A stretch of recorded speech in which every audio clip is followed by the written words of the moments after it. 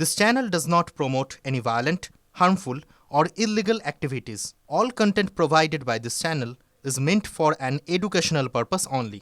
100 দিনের কাজ নিয়ে কেন্দ্রের চিঠি ছিঁড়ে প্রতিবাদ মমতার। কোচবিহারের সভা মঞ্চে কাগজ ছিঁড়ে প্রতিবাদ জানান মুখ্যমন্ত্রী।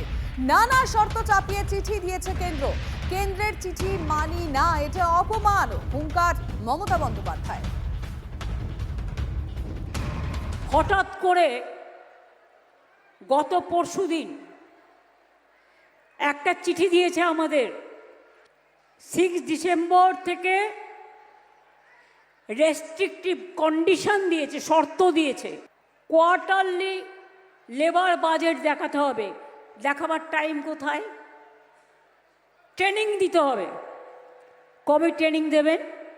আমি বলি, তোমার এই কাগজটা দেখছো না, এই কাগজটার কোনো ভ্যালু নেই।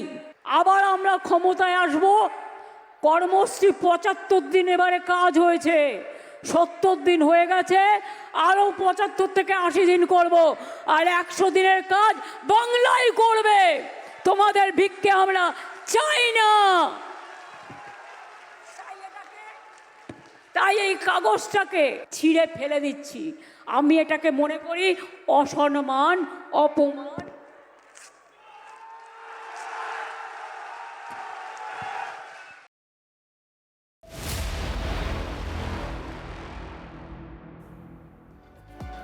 খড়দার সূর্যনগরে নজর রাখতে হচ্ছে, কারণ সেখানে বিএলওর বাড়িতে হামলা। বাড়িতে ইট বৃষ্টি হয়েছে, দরজায় লাথি মেরে হুমকি দেওয়ার অভিযোগ। 43 নম্বর পার্টের বিএলও মানব চন্দ্রের বাড়িতে দুষ্কৃতী হামলার অভিযোগ। প্রতিবাদে স্থানীয় বাসিন্দারা। খড়দা থানায় অভিযোগ দায়ের করা হয়েছে। বিএলও মানব চন্দ্রের অভিযোগ, নাম বাদ যাওয়ায় তার উপর আক্রমণ করা হচ্ছে। প্রশাসনের দ্বারস্থ অন্য বিএলওরা। প্রশাসন নিরাপত্তা না দিলে কাজ বন্ধের হুঁশিয়ারি বিএলওদের। এসডিও ব্যারাকপুর এবং জেলা শাসকের কাছে অভিযোগ দায়ের বিএলও মানব চন্দ্রের।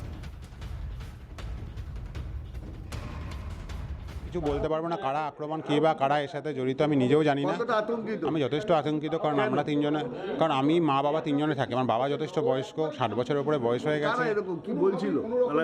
গালাগালি, বাজে ভাষায় গালাগালি করে দিয়ে গেছে। ওখানে লাথি মেরেছে, আমার দরজার মধ্যে ভাঙার চেষ্টা করেছে। কাঠের দরজা বলে হয়তো ভাঙেনি, কাজ ভেঙে দিয়ে গেছে। এখানটা আমার বাড়ির সামনেটা, সিঁড়ির সামনেটা ঢোকার উপযুক্ত করেনি, একদম নোংরা করে রেখে দিয়ে গেছিল। তো কালকে আমি থানায় জিডি করার পর পুলিশ কর্তারা আমার পাশে থাকার আশ্বাস দিয়েছেন এবং ওনারা বলেছেন যে যথোপযুক্ত ওনারা ব্যবস্থা গ্রহণ করবেন এবং ওরা সর্বতভাবে আমাকে সাহায্য করবেন। অভিযোগ জানানোর পর পুলিশ যায় বিএলওর বাড়িতে, তারা পরিস্থিতি খতিয়ে দেখে। ছবিটা আপনাদের দেখাবো। বিএলওর যে অভিযোগ, নিরাপত্তার দাবি করছেন তিনি প্রশাসনের কাছে। আমরা ছবিটা দেখাচ্ছি কিভাবে তার জানলার কাঁচ ভেঙে দেওয়া হয়েছে, দরজা, এবং তিনি যেটা বলছেন শুধুমাত্র কাঁচ ভাঙা নয়, দরজায় লাথি মারা হয়েছে। তার পরবর্তীতে এই ছবিটা দেখছেন, পুলিশ আসে এবং যে বিএলও অভিযোগ জানিয়েছেন সেই তার বাড়িতে যান। থানায় বিক্ষোভ দেখানো হয়। তারপরে আজকে আমরা যে ছবিটা দেখতে পাচ্ছি, বিএলওর বাড়িতে যায় পুলিশ। গতকাল থানায় বিক্ষোভ দেখানো হয়, অভিযোগ দায়ের করা হয় এবং শুধুমাত্র বিএলও নয়, স্থানীয় বাসিন্দারাও সেখানে ছিলেন। আর তারপরেই আজকে সকালে পুলিশ বিএলওর বাড়িতে পৌঁছে যায়।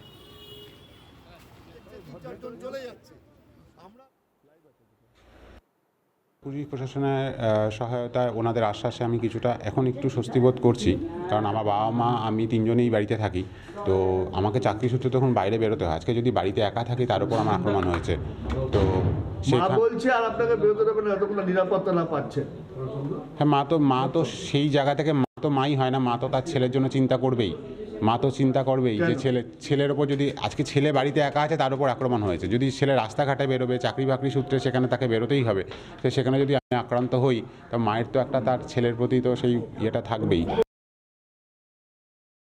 এই সেই জানলা যেখানে ইট মেরে কাজ ভেঙে দিয়েছে, সেই জানলা আমি দেখাচ্ছি।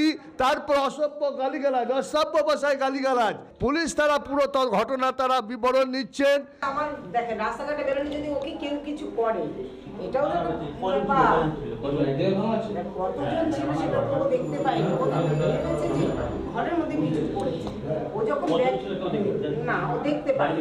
অভিযোগ দায়েরের পর, খড়দা থানায় অভিযোগ দায়েরের পর 12 ঘন্টা পরে পুলিশ এলো। তবে পুলিশ আগে কেন এলো না, এই ঘটনা শোনার পর সেটাও কিন্তু একটা প্রশ্নের মুখে পুলিশ।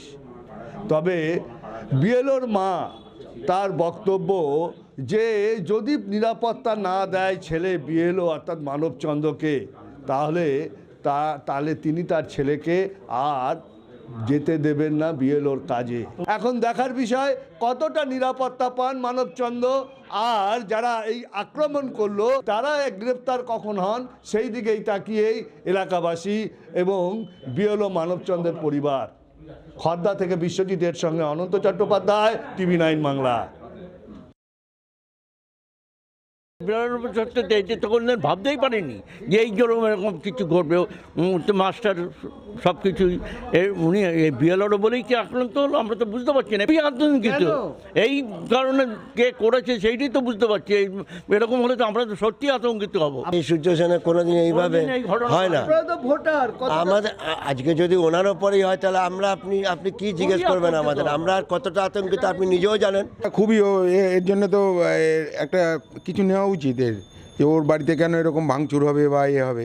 ও তো ভালো কাজ করছে, মাঠে বসছে রেগুলার ক্লাবে গিয়ে, তারপর যখন আসছে বাড়ি বাড়ি যাচ্ছে, তারপরে লোকজন আসছে ওর বাড়িতে এসে কি অসুবিধা হচ্ছে সেসব জেনে যাচ্ছে। তৃণমূলের বিরুদ্ধে হামলার অভিযোগ বিজেপির, যদিও এই বিষয়ে মুখ খুলতে নারাজ শাসক শিবির। এই প্রথম থেকে টিএমসি যে বিতর্ক তুলেছে, বিএলওদের উপরে চাপ আছে, কোর্টে গিয়ে বলছে ওদের ওভারলোড হচ্ছে। আরে শুধু পশ্চিমবাংলায় ওভারলোড হচ্ছে কি নাকি এখানে কাজ করে না ওরা? সারা ভারতবর্ষে হচ্ছে কি করে? বিএলওরা বুঝে গেছে যদি এদিক ওদিক করি আমার চাকরি যাবে, শুধু চাকরি যাবে না জেল হবে। সেই জন্য তারা সাবধান হয়ে গেছেন, তাদের কথা শুনছে না। তখন তাদের ভয় চাপ সৃষ্টি করা হচ্ছে, তার বাড়িতে আক্রমণ করা হচ্ছে। যে শুনছি এতজন বিএলও নাকি সুইসাইড করেছে, অসুস্থ হয়ে পড়েছে। আর সে সম্পূর্ণ দায়িত্ব টিএমসির। তারা ভয়ের পরিবেশ তৈরি করে চমকে ধমকে তাদের দিয়ে কাজ করাতে গেছে, তাই অনেকে অসুস্থ হয়ে পড়েছে। যদিও তৃণমূলের রাজ্য সহ সভাপতি জয়প্রকাশ মজুমদার দাবি করছেন পুরোটাই পরিকল্পিত। পুরোটাই তো পরিকল্পিত চিত্রনাট্য বোঝা যাচ্ছে। সুপ্রিম কোর্টেই ইসিআই নির্বাচন কমিশনকে বলেছে যে বিএলওদের একজনের ওপর কোন রকম কোন লোকজন আক্রমণ করেছে, তাতে বিএলওদের নিরাপত্তা বা বিএলওদের কাজে অসুবিধা হচ্ছে এটা প্রমাণ হয় না। সঙ্গে সঙ্গে বিজেপি একটা চিত্রনাট্য করলো, লোকজন পাঠিয়ে দরজা ভেঙে যে জায়গায় হয়েছে সেখানে যদি তৃণমূল করে তাহলে রাতের অন্ধকারে করে পালিয়ে যেতে হয় না। এটা হচ্ছে বিজেপির রাতের অন্ধকারে ঘটিয়ে সঙ্গে সঙ্গে তারস্বরে চিৎকার করা তৃণমূল করেছে।